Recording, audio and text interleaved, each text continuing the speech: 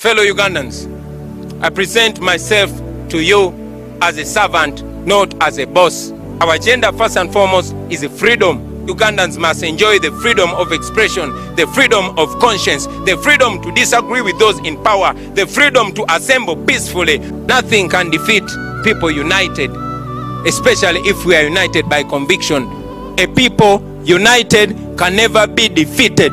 A people united can never be defeated. A people united can never be defeated. A people united can never be defeated. Yes, and also I want you to know that nothing can stop an idea whose time has come. Our story as NUP and as People Power, and also my individual story, friends, is a story of commitment, resilience, and never giving up. It is an example that challenges only strengthen the prepared. Let us come together under the umbrella of a new Uganda. And yes, march together, all of us, men and women, young and old, rich and poor, towards that new Uganda. As I conclude,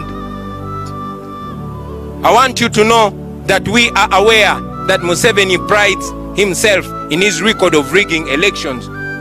And of course, that the Electoral Commission has always been helping him in achieving that. Well, today, let me send a message to him and Mr. Byabakama. Just like I've just told him in his face, I will tell him again publicly that it is in your best interest not to mess with the people of Uganda. I say this again, Mr. Museveni and Mr. Byabakama, it is in your best interest not to mess with the people of Uganda. Because if you do so, you know the cost will be high.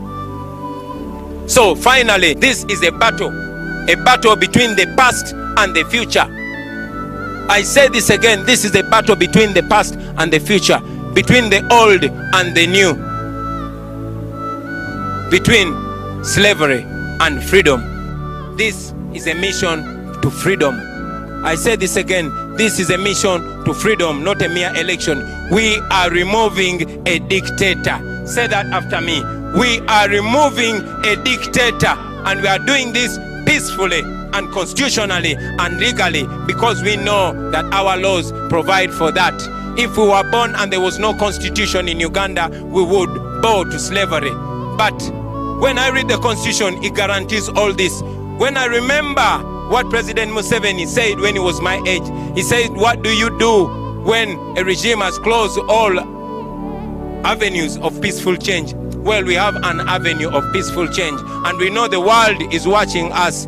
We are going to be free. I say we are going to be free. I want you to know, Ugandans, that power is in your hands, and it is this time where you choose to trust that power in a person that you decide. I'm offering myself as a candidate of the highest office in this land, as a representative of the oppressed Ugandans.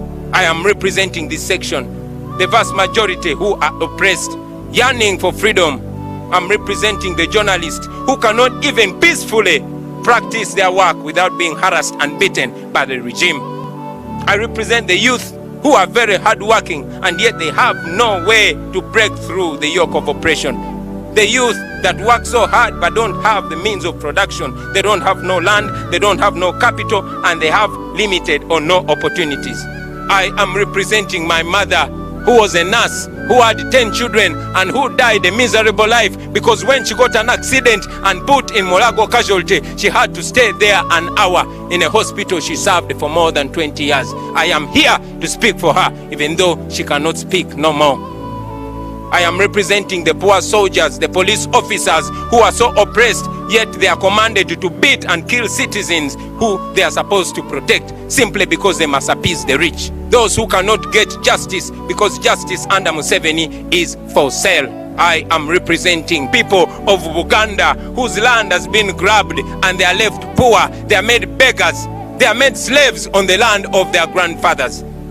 I am representing the impoverished people of Karamoja who are kept under the barrel of the gun while their gold, their copper, their cobalt and iron ores are stolen away by the rich and mighty.